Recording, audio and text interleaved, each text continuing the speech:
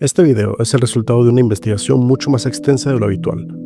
Aunque mi trayectoria en el sector aeronáutico es breve y actualmente no me encuentro ejerciendo, he querido aplicar mi información y mis conocimientos técnicos para analizar estos temas con la mayor rigurosidad posible, en un formato más largo y detallado de lo que suelo compartir. El contenido integra material propio junto con fragmentos de diversas fuentes externas, cuyos derechos corresponden a sus respectivos autores. Debido a que examinaremos imágenes que considero indispensables para comprender los hechos, pero que pueden resultar sensibles, se recomienda discreción al espectador. En la aviación, la redundancia es nuestra religión. Si un cable de control se daña, hay otro respaldo. Si un motor falla, el otro tiene potencia suficiente para seguir volando. Si una computadora se congela, hay otra más trabajando. Incluso nosotros mismos los mecánicos hacemos un doble chequeo o hasta triple. Hemos construido máquinas casi incapaces de fallar por el azar. El avión es el medio de transporte más seguro del mundo. Un descarrilamiento de tren, un naufragio o las miles de vidas que se pierden en accidentes de auto ya no parecen ser noticia porque ocurren con una frecuencia que hemos terminado de admitir. Pero cuando un avión se cae, es noticia mundial porque nos sorprende que ocurra, nos aterra y sobre todo porque en ocasiones podemos llegar a pensar que es infalible y no lo es. La redundancia ha hecho que la aviación sea más segura. Sin embargo, existe también una redundancia oscura, la del error. Una inercia sistémica donde los fallos de diseño, las advertencias ignoradas y las negligencias se repiten década tras década como un eco trágico. A veces, parece que la industria espera a que el contador de víctimas suba lo suficiente para que el cambio sea rentable. Es una realidad cínica conocida en el gremio como la ley de la lápida. Las regulaciones no se escriben con tinta, se escriben con la sangre de quienes no debieron morir. Hoy quiero hablar de los múltiples casos donde las lecciones no se aprendieron a la primera, permitiendo que los errores se repitan a nivel humano, industrial y legal. Así que, bienvenidos a la cara más amarga de la seguridad aérea. Todo comienza con aquello que llamaré el pecado original de McDonnell Douglas y su modelo DC-10. En el año 1972 sobre Windsor, el vuelo 96 de American sobrevivió de milagro una descompresión explosiva causada por un fallo en su puerta de carga. Por el colapso del suelo en la cabina, el avión perdió sus sistemas hidráulicos y gracias a la pericia de los pilotos aterrizaron usando solo la potencia diferencial de los motores. Tras este incidente, la Junta Nacional de Seguridad en el Transporte, o NTSB por sus siglas en inglés, sugirió instalar rejillas de ventilación en el suelo para que en caso de otra descompresión, la presión se igualara y no se dañaran los sistemas vitales. Sin embargo, esto no se implementó de inmediato por el alto costo que implicaba para las aerolíneas. Además, se descubrió que el diseño del cierre de la puerta era defectuoso, pero en lugar de rediseñarlo obligatoriamente, la Administración Federal de Aviación, la FAA, y el fabricante hicieron un pacto de caballeros para instalar solo una simple ventanilla de inspección de 2 pulgadas. 2 años después, en el 74, en París, el vuelo 981 de Turkish no tuvo tanta suerte, pues el operario de tierra solo hablaba francés y no pudo entender la advertencia de los pestillos que estaba escrita en inglés y turco. La puerta explotó, el suelo colapsó cortando las líneas hidráulicas y 346 personas murieron por un error que la industria ya conocía y decidió parchear en lugar de solucionar de raíz. Lo inquietante es que hoy, en diciembre del 2025, este ADN vuelve a ser noticia con el reciente accidente del MD-11 de UPS en Louisville. El MD-11 heredó la filosofía del diseño del DC-10, incluyendo la complejidad de los pilones de los motores, que son las estructuras que sujetan el motor al ala. En 1979, el desastre del American 191 cobró 273 víctimas, porque el mantenimiento inapropiado fracturó el pilón, un componente sumamente sensible a las cargas de fatiga. Como el error se atribuyó al mantenimiento y no al diseño base del avión, el concepto se heredó al MD-11. Ahora, en 2025, resulta que el avión de UPS perdió el motor porque ese mismo componente estructural falló. La investigación sigue abierta y las preguntas por resolver son: ¿qué causó la falla del componente? ¿Por qué el avión no pudo seguir volando con sus 2 motores operativos tras una falla que debería haber sido contenida por diseño? El metal tiene memoria, y si se le fuerza demasiado termina por romperse. Esta lección se pagó en sangre en 1954 con el de Havilland Comet, el primer avión comercial a reacción. 3 aviones de este tipo se desintegraron porque sus ventanas cuadradas concentraban el estrés estructural, creando microfisuras invisibles que partían el fuselaje en pleno vuelo. A partir de esto, se rediseñó para la aviación moderna, obligando el uso de ventanas redondas. La ley de la lápida permitió que el exceso de confianza volviera a ganar décadas después. Pues en el 88, el vuelo 243 de Aloha perdió casi un tercio de su techo a 24.000 pies de altura volando a Hawái. El avión se convirtió en un descapotable en pleno vuelo. Una azafata perdió la vida al ser succionada al vacío, mientras los pasajeros volaban literalmente a la intemperie, viendo el cielo azul donde antes había un techo de aluminio. La razón fue la fatiga del metal y la corrosión extrema en un avión con un número récord de ciclos de despegue y aterrizajes que la aerolínea no inspeccionó adecuadamente para ahorrar costos de mantenimiento. Y lo más cínico es que este error es redundante, pues en el 2011 el vuelo 812 de Southwest sufrió un desgarro similar en el techo por la misma razón exacta: fatiga del metal en las juntas de los paneles que se consideraba bajo control por los manuales de mantenimiento. La lección de los años 50 se ignoró en los 80s y volvió a aparecer en el siglo XXI. El metal avisa con grietas microscópicas, pero la industria a veces decide dejar de escuchar hasta que el fuselaje se abre como una lata de sardinas. La redundancia no es solo el avión, es la lista de procedimientos técnicos que conocemos como checklist. Pero el checklist falla si la mente del piloto no está en la cabina. En 1987, el Northwest 255 se estrelló en Detroit dejando 156 fallecidos por omitir los flaps. Su alarma de advertencia de configuración de despegue, conocida como TOWS por sus siglas en inglés, no sonó debido a un relé defectuoso. Solo un año después, en el 88, el Delta 1141 se estrelló exactamente igual en Dallas, cobrándose 14 vidas mientras los pilotos bromeaban en la cabina sobre temas personales, violando la regla fundamental de cabina estéril. En el 94, un ATR de American Eagle se perdió sobre Indiana con 68 personas a bordo porque el diseño de sus botas de deshielo era insuficiente para condiciones extremas, pero también porque la tripulación estaba distraída y no notó la pérdida de control a tiempo. Y esto vuelve a ocurrir de forma criminal en el año 2008, cuando el Spanner 5022 se estrella en Madrid exactamente igual que en Detroit 21 años antes. Los pilotos, distraídos por un fallo menor en el aire acondicionado, omitieron extender los flaps para el despegue, y la tragedia de la ley de la lápida se confirmó cuando se descubrió que el relé de la alarma que no sonó en Madrid era el mismo diseño defectuoso que había fallado en Detroit en el 87. La lección estaba escrita, pero nadie obligó a cambiar el hardware de todos los aviones, y los pilotos siguieron omitiendo las checklists por distracciones evitables.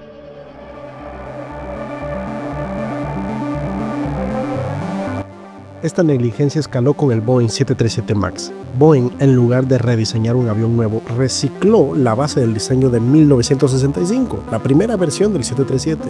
Al instalar motores mucho más grandes que alteraban el centro de gravedad del avión, Boeing confió en la seguridad de un software oculto llamado MCAS, que significa Sistema de Aumento de Características de Maniobra. Este sistema dependía de un solo sensor de ángulo de ataque, eliminando toda la redundancia y, lo que es peor, ocultando su existencia a los pilotos en los manuales de entrenamiento. Cuando el primer MAX cayó en Indonesia, matando a 189 personas en el vuelo de Lion Air, Boeing respondió con soberbia diciendo que los pilotos solo debían apagar el sistema si es que fallaba. Tuvo que caer un segundo avión en Etiopía cobrando 157 vidas adicionales para que admitieran que el diseño era letal, ya que sus pilotos sí intentaron apagarlo siguiendo el procedimiento y el software volvió a activarse de forma agresiva. El MAX fue la crisis más grande en la historia aeronáutica, con 619 días en tierra en todo el mundo y un costo de $80.000 millones para Boeing, pero el costo real e irreparable fueron las 346 vidas sacrificadas por la avaricia corporativa.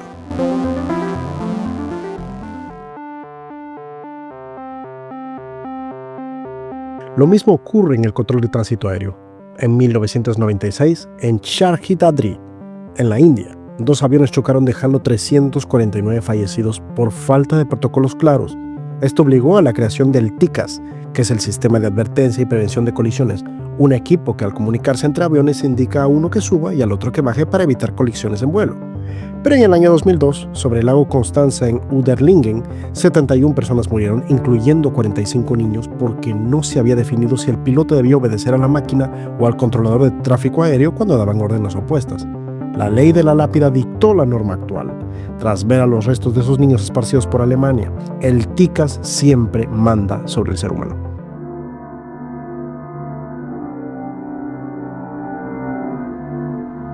La tecnología no sirve si el factor humano decide ignorarla por miedo o paranoia. En 1983, el Korean Air 007 fue derribado por la Unión Soviética tras un error de navegación que lo llevó a espacio aéreo restringido, dejando 269 muertos. En el 88, un buque de combate americano derribó un Airbus A300 de Iran Air, matando a 290 personas tras identificarlo erróneamente. Los operadores ignoraron que sus propios radares indicaban que el avión estaba ascendiendo y no atacando. Esto desató ataques terroristas en esa época, ya que Irán juró vengarse de Occidente a raíz de este derribo. Décadas más tarde, el mundo volvió a fallar con el derribo del vuelo MH17 en el año 2014 sobre Ucrania. Un misil Buk de origen ruso lanzado por fuerzas militares prorrusas asesinó a 298 personas. Se permitió que un avión civil volara sobre una zona de guerra activa ignorando el riesgo evidente. Tras la explosión, la zona fue secuestrada por milicias orgullosos de su accionar. Hasta se sacaron fotos sobre los escombros. Los cuerpos de las víctimas permanecieron días expuestos al sol, la lluvia y a merced de los animales, y la evidencia fue manipulada mientras el mundo observaba con impotencia cómo se saqueaban los efectos personales de los fallecidos. Rusia nunca reconoció su responsabilidad a pesar de las investigaciones exhaustivas de la Organización de Aviación Civil Internacional, OASI. Incluso en el año 2024, con el derribo de un Embraer 190 en Azerbaiyán, vimos cómo la tensión política vuelve a crear puntos ciegos que anulan cualquier sistema de identificación moderno.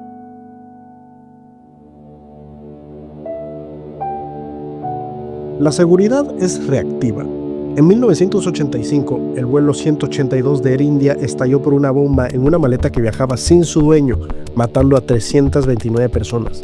En 1988 ocurrió lo mismo en Lockerbie, en el vuelo Pan Am 103, cobrándose 270 vidas. Solo después de estas masacres, la conciliación de equipaje, que es el proceso de asegurar que cada maleta a bordo pertenezca a un pasajero sentado, fue obligatoria. En Colombia, en 1989, el vuelo 203 de Avianca fue destruido por una bomba puesta por el cártel de Medellín para asesinar a un candidato presidencial. 107 personas en el avión y 3 en tierra fueron asesinadas.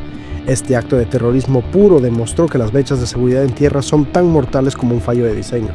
Desde el terrorista del zapato en el año 2001 hasta el plan de los explosivos líquidos en el año 2006 o la lata de refresco bomba en el Metrojet 9268 en 2015, donde murieron 224 personas, cada restricción que hoy nos molesta en el aeropuerto es el eco de una bomba que logró pasar. No buscamos la amenaza del futuro, nos protegemos del método que nos mató ayer. Sin embargo, no está de más mencionar que el cambio realmente contundente no llegó hasta después de los ataques del 11 de septiembre.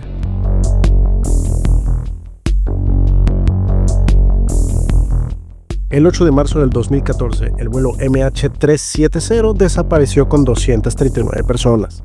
Un Boeing 777 que representaba la cumbre de la seguridad electrónica fue silenciado manualmente por alguien en la cabina que apagó los transpondedores y el sistema ACARS, que envía datos de mantenimiento vía satélite, en el momento exacto de un punto ciego de radar. Durante 11 años, hasta que publico este video, el avión ha sido un fantasma que persigue la ingeniería. Tuvimos que perder 239 personas para que la OASI implementara de forma obligatoria el sistema GATS, que es el Sistema Mundial de Socorro y Seguridad Aeronáuticos, haciendo que a partir del 2021 el rastreo de los aviones sea automático e ininterrumpido cada minuto.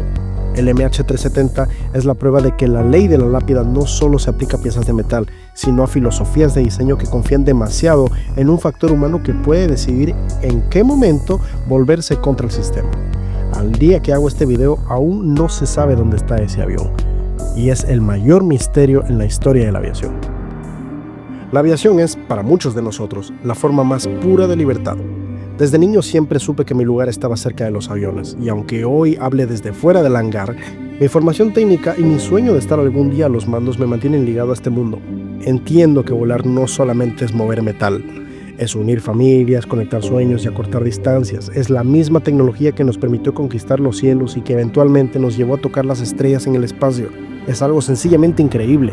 Es una pasión que respeto profundamente. Soy de las personas que mira el cielo con pasión y precisamente por eso dedico mi tiempo a analizar sus sombras, porque una industria tan brillante no puede permitirse la autocomplacencia. Sabemos que existe una línea muy delgada en la cultura de los diferidos, esa práctica de postergar reparaciones bajo la promesa de que un después es en muchos casos el primer eslabón de una cadena de errores que nadie quiere admitir que puede pasar, pero aún así pasa. Volar es lo más asombroso que hemos inventado, pero esa paz que sentimos al despegar depende de que nunca veamos la seguridad como una estadística negociable. La ley de la lápida nos ha enseñado que el margen de error debe ser inexistente y que la vida humana jamás puede ser tratada como un margen cínico, sino como un propósito final de cada diseño.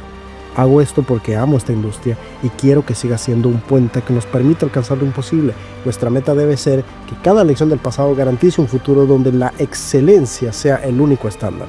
Al final, todos compartimos el mismo cielo y es nuestro deber cuidar que esa maravilla técnica que nos permite volar siga siendo un motivo de orgullo y sobre todo de confianza absoluta para todos.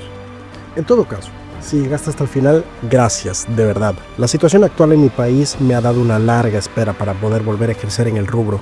Es por eso que hago estos videos, porque necesito un lugar para expresar mi pasión y poder hablar de lo que conozco. Mientras tenga el tiempo y las ganas, la verdad que seguiré haciendo este tipo de videos sobre este fascinante mundo de los aviones.